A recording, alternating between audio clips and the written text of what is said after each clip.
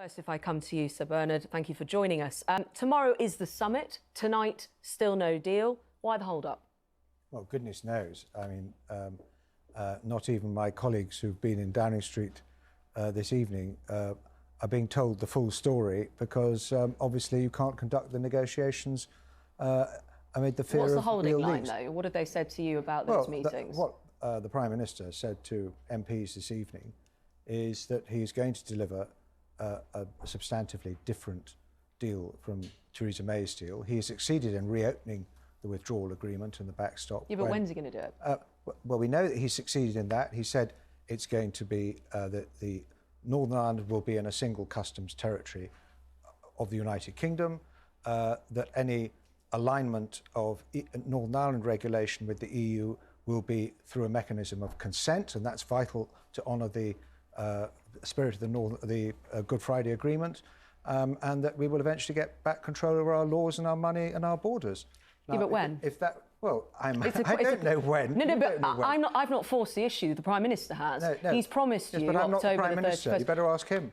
OK, let me phrase it differently. Do you have confidence that the Prime Minister will have a deal tomorrow for the European summit in place so that MPs can vote on it at the weekend? Well, I have hope, and I am tolerably confident that if there is a deal, it will be a deal that we could contemplate voting for. But if he doesn't, I don't know what the EU's going to do. Of course you don't. But tolerably confident is different when you're watching this at home and you've heard do or die will be out on the 31st of October. I think we're going to be out on the 31st. How will we be out if he doesn't have a deal? Well, he keeps saying, and I trust him, that we will be out on the 31st. On that point of trust, if we now look at the most important issue, which is Brexit for him at the moment, we played a clip right at the beginning of the programme where Boris Johnson at the DUP conference said last year that no Conservative Prime Minister would put a border in the Irish Sea. We believe he's done the exact opposite. Well, and he's gone back on his word. I mean, you're speculating. Well, no, sorry, he has. That's what we know about these arrangements. You also I haven't seen the text of the agreement. You haven't seen the text of the agreement. But the inferences seem to be that's what we have come to at this point. What was contemplated at one stage was that there would be a regulatory and customs frontier between the island of Ireland and the United Kingdom and the rest of the United Kingdom. That is gone. Sounds like a border. No. What is now contemplated is that there will be regulatory alignment between Northern Ireland and the Republic of Ireland, and there will be perhaps different regulation in the United Kingdom. But regulatory compliance doesn't need to be done with borders. That's where the whole fallacy lies in this. It doesn't need to be done with physical checks. You do need some form of checks. Most goods. Can I just correct you? Go on. That? The vast majority of goods move between countries without physical checks taking place. It's all done electronically.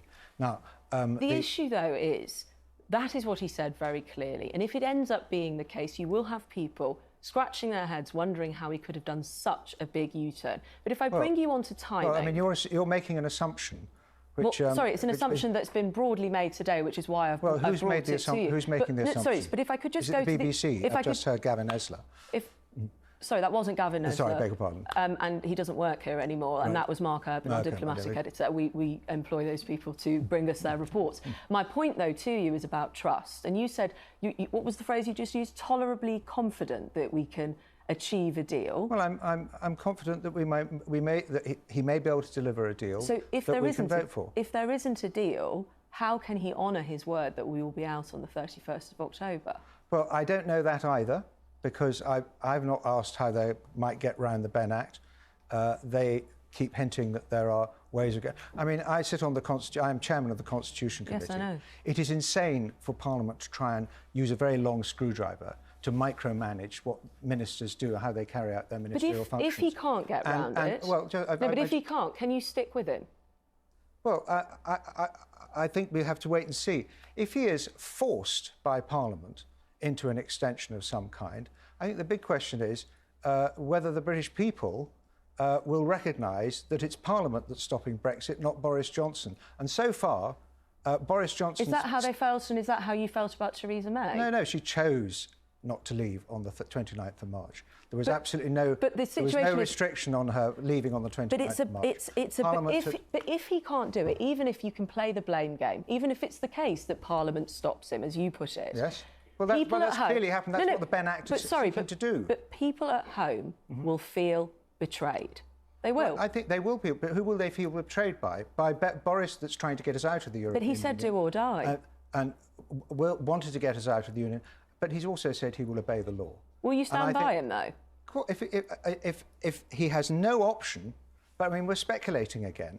Well, it's with only days to go until the 31st of October. People have a right to hear what you, with your insights, are getting, and if you will stand by him, come what may. Well, what I see is Boris Johnson becoming increasingly popular because he is attempting to stand up to Parliament and stop the majority of MPs who seem to want to stop Brexit from the UK leaving the European Union. Do you think Nigel Farage is popping open the champagne this evening as a Brexit deal hasn't been delivered yet and the Brexit Party just needs that? Well, I think Nigel Farage has been making quite conciliatory noises towards the Conservative Party recently.